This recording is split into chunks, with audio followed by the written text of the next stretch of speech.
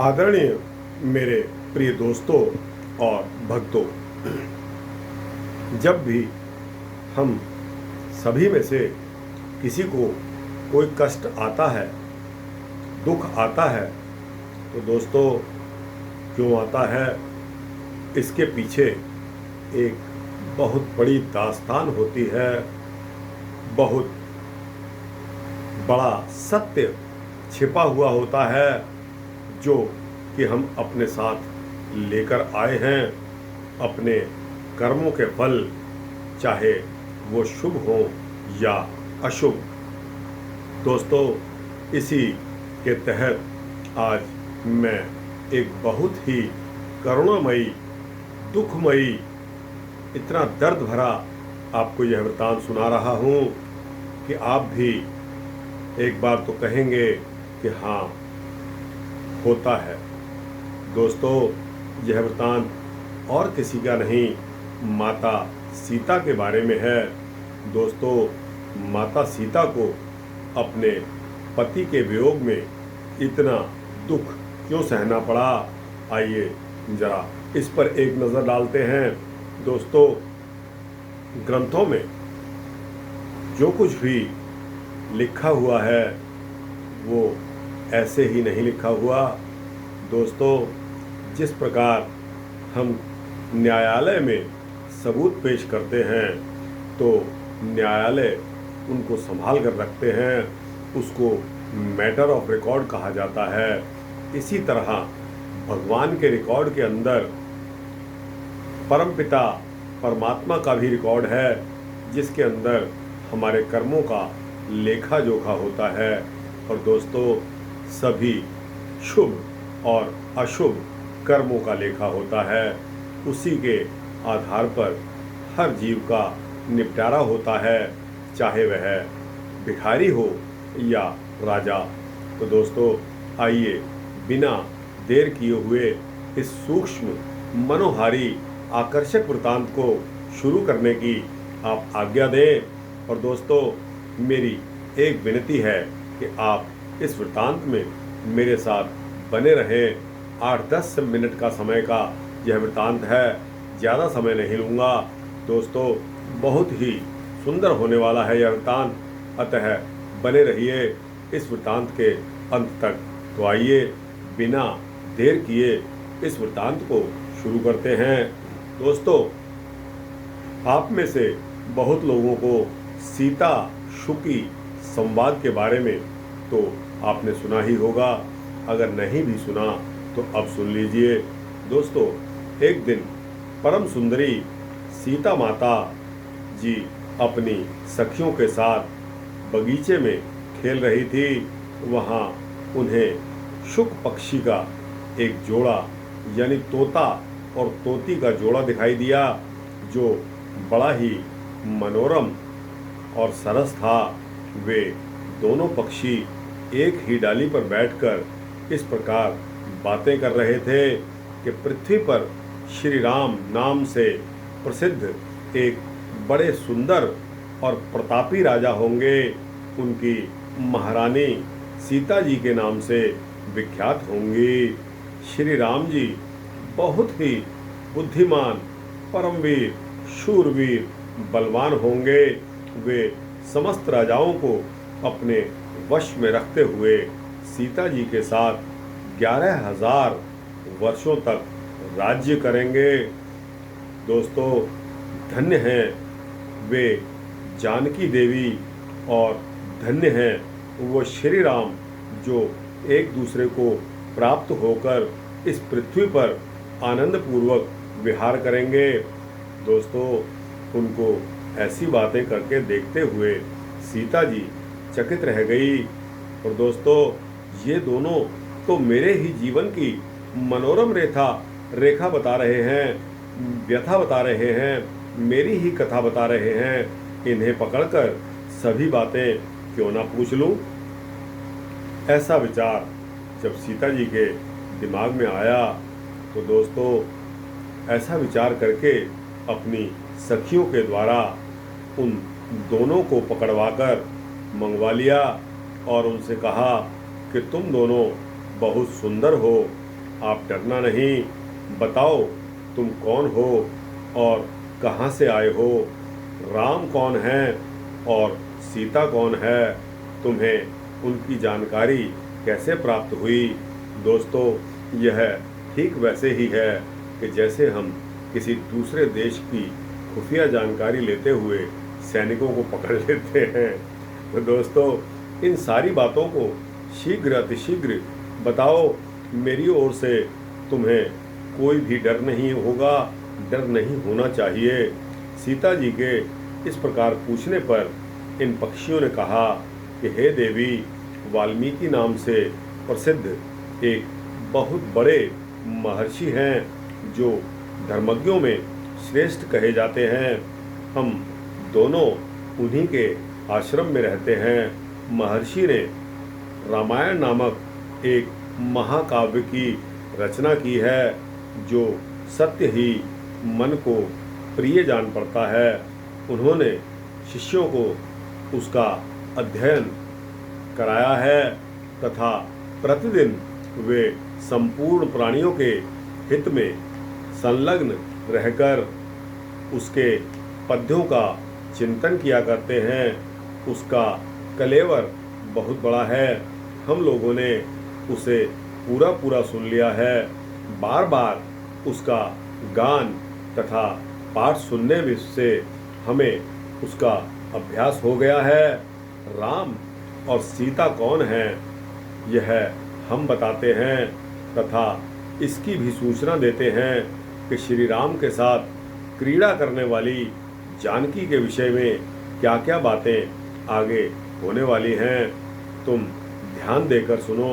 महर्षि श्री ऋष्यशृंग के द्वारा कराए हुए पुत्रेष्टि यज्ञ के प्रभाव से भगवान विष्णु, श्री राम, लक्ष्मण, भरत, शत्रुघ्न ये 4 शरीर धारण करके प्रकट होंगे। देवांगनाएं भी उनकी उत्तम कथा का गान करेंगी। श्री राम महर्षि विश्वामित्र के साथ भाई लक्ष्मण के सहित हाथ में धनुष लेकर मिथिला पधारेंगे। वहाँ वे एक ऐसे धनुष को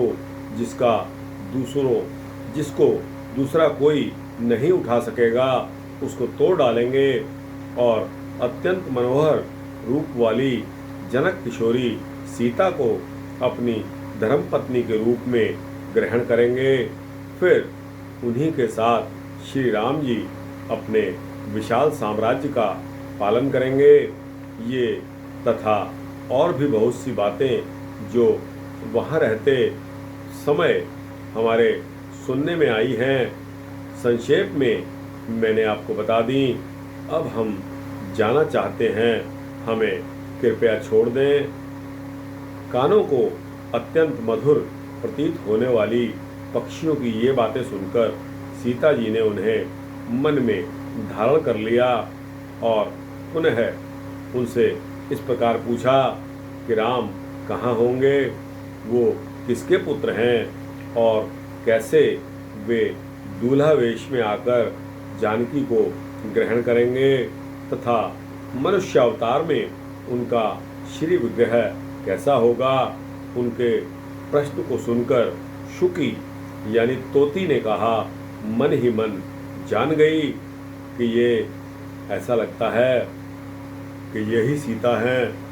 उन्हें पहचान कर वह सामने आकर उनके चरणों में गिरकर बोली, श्री राम का मुख कमल की कली के समान सुंदर होगा, नेत्र बड़े बड़े और खिले हुए पंकज की शोभा को धारण करने वाले होंगे, नासिका ऊंची पतली तथा मनोहारिणी होगी, दोनों भौहें सुंदर ढंग से मिली होने के कारण मनोहर प्रतीत होंगी, गला शंख के समान सुशोभित और छोटा होगा, वक्षस्थल उत्तम चौड़ा और शोभा संपन्न होगा, उसमें श्री वत्स का चिन्ह होगा, सुंदर जांघों और कटिभाग की शोभा से युक्त दोनों घुटने अत्यंत निर्मल होंगे, जिनकी भक्तजन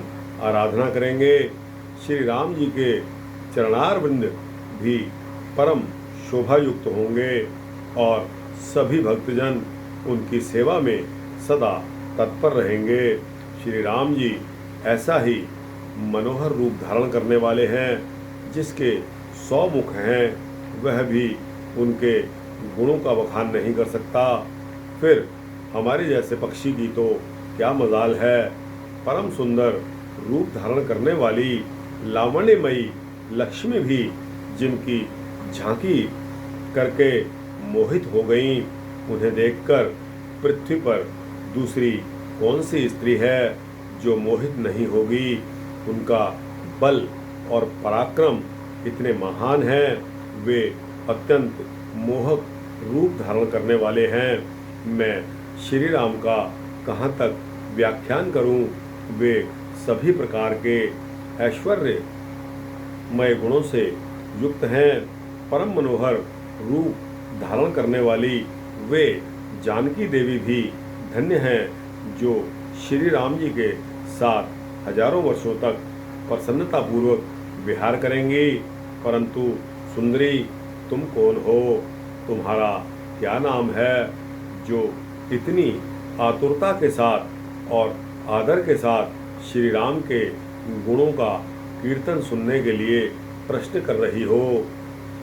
शुकी की ये बातें सुनकर जनक नंदिनी सीता जी अपने जन्म की ललित एवं मनोहर चर्चा करते हुए बोली, जिसे तुम लोग जानकी कह रहे हो, वह जनक की पुत्री मैं ही हूँ।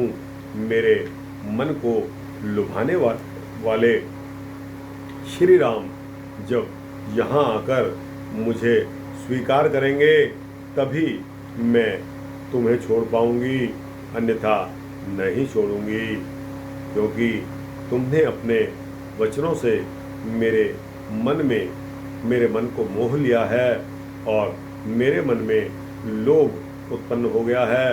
अब तुम इच्छा अनुसार खेल करते हुए मेरे घर में सुखी से रहो और मीठे मीठे पदार्थ भोजन के रूप में सेवन करते रहो।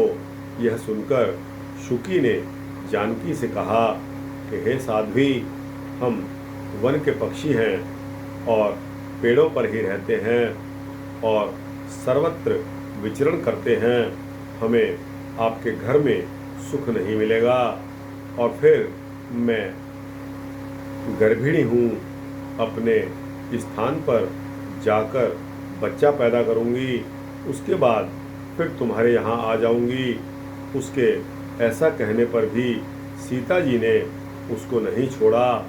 तब उसके पति शुक ने विनीत वाणी में उत्कंठित होकर कहा कि हे सीता जी, मेरी सुंदरी भार्या को छोड़ दीजिए, इसे क्यों रोक रहे हो।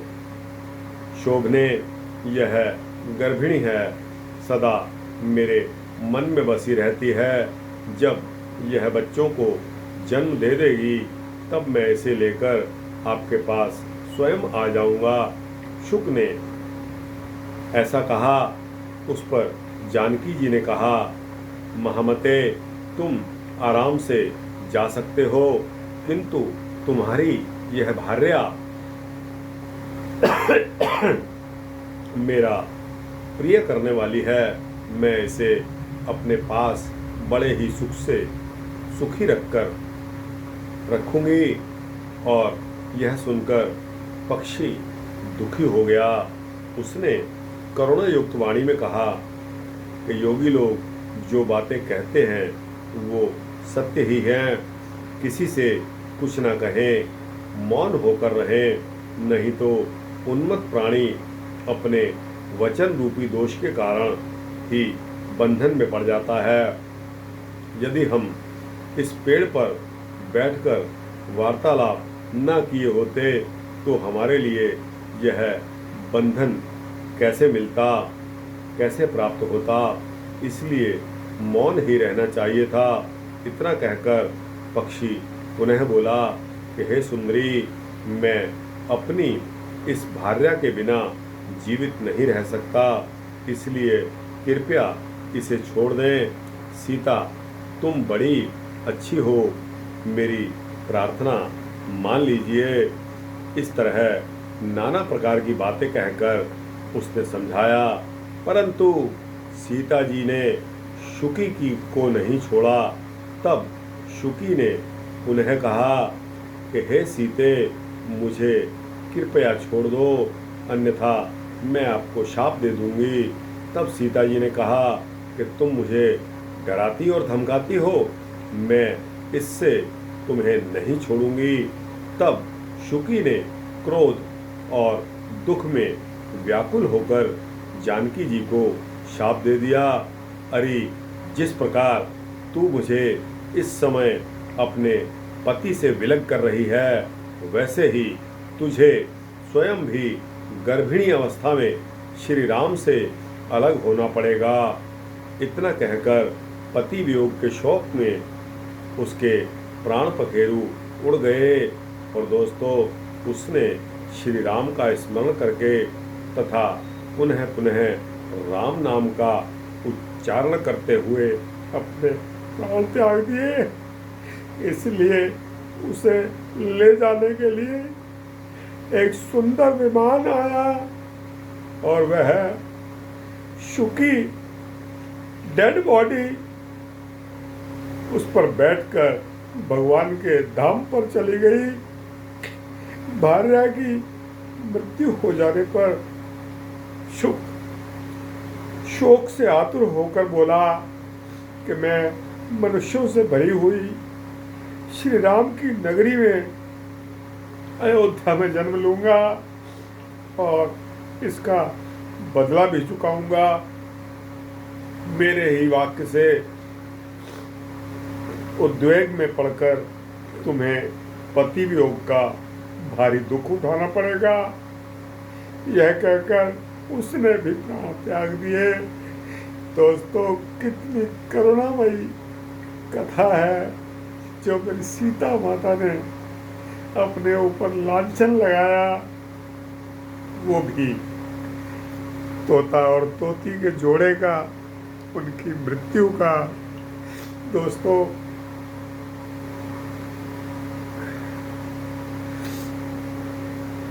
कभी किसी को अननेसेसरी अनावश्यक तौर पर परेशान करना भी ठीक नहीं होता, हमें बद्दुआ मिलती है। मैं आपको बार बार आगाह कर रहा हूँ कि हमें बद्दुआ नहीं लेनी। हमें काम, क्रोध, लोभ, मोह, अहंकार, मद, इन सभी से बचना है अगर आपको रास्ते पर चलना है।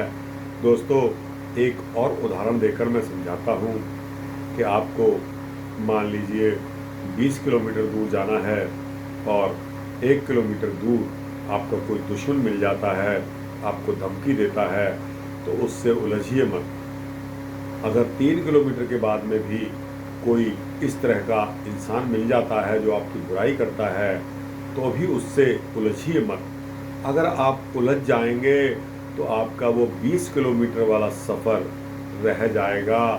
यह मान कर चलिए दोस्तों, यही अवगुण है, यही काम, क्रोध, लोभ, मोह, मद, अहंकार, ये सभी हमारे दुश्मन हैं जो हमारे पीछे लगे हुए हैं, हमारी सफलता को रोक रहे हैं। दोस्तों, इतना कहकर ही यह वृत्तांत समाप्त करूँगा। समय बहुत हो गया है, आपका समय भी कीमती है। अच्छा लगा हो तो लाइक शेयर करते हुए अपने भक्तों, दोस्तों, जिज्ञासुओं को यह वृत्तांत अवश्य भेजना।